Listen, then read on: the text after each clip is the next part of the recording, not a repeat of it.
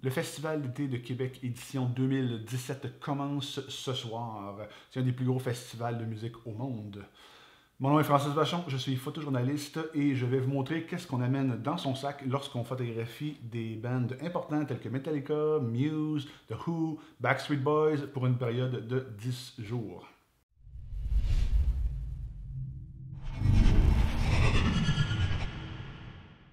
Pour me déplacer du stationnement à la scène, qui est quand même assez loin parfois, j'utilise le Moose Peterson 2.0. C'est un immense sac de très grande qualité.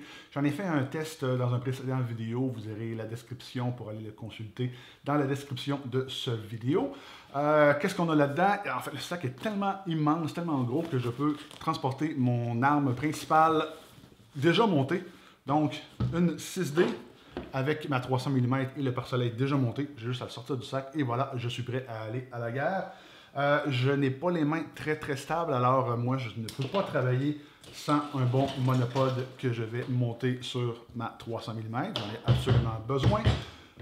Mon deuxième outil que je vais utiliser principalement, ce sera une 6D avec une 24-70 et en fait, celle-ci c'est pas ma 6D, c'est la 5D de ma conjointe parce que la 6D est en train de me filmer. Je vais apporter une caméra en backup supplémentaire, une vieille 1D Mark III. Quand on est sur place, quand on doit envoyer les photos absolument le soir même pour le journal, il faut être sûr que les photos seront envoyées, donc une troisième caméra juste au cas. Je vais aussi apporter une 16-35. La scène du festival été, elle est immense, gigantesque, elle est très haute, elle est très profonde, donc il n'y a aucune chance que je puisse prendre une bonne photo d'un artiste avec ma 16-35. Alors pourquoi je l'apporte? C'est que si on combine cette lentille-là avec un déclencheur à distance, on peut faire des choses assez cool. Pendant le spectacle, en fait avant le spectacle, on installe la 16-35 sur une caméra et on va la monter sur un monopode.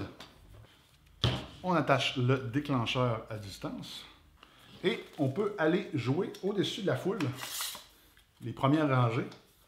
Donc, on peut aller prendre des photos et déclencher à distance. On peut se mettre même assez haut. Et donc, on peut prendre des photos de foule qui s'amusent à nous faire... qui s'amusent avec la caméra. Finalement, ça peut faire des photos très intéressantes pour le journal. En cas de pluie, un imperméable jaune et très laid.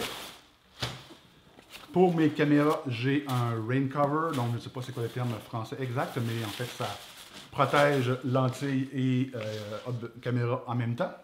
Et évidemment, mon ordinateur portable, les photos doivent être envoyées le soir même pour être publiées dans le journal du lendemain, donc mon deadline est assez serré et je dois absolument, après le spectacle, télécharger les photos, faire mon choix, faire un petit peu de retouche sur Photoshop et les envoyer. Si vous avez des questions sur le matériel que vous voyez, eh bien, posez-les dans les commentaires en bas. Si vous voulez voir la vidéo sur le Moose Peterson 2.0, cliquez juste ici. Voici une autre vidéo qui pourrait vous intéresser et si ce n'est pas déjà fait, s'il vous plaît, abonnez-vous à ma chaîne YouTube pour ne rien manquer.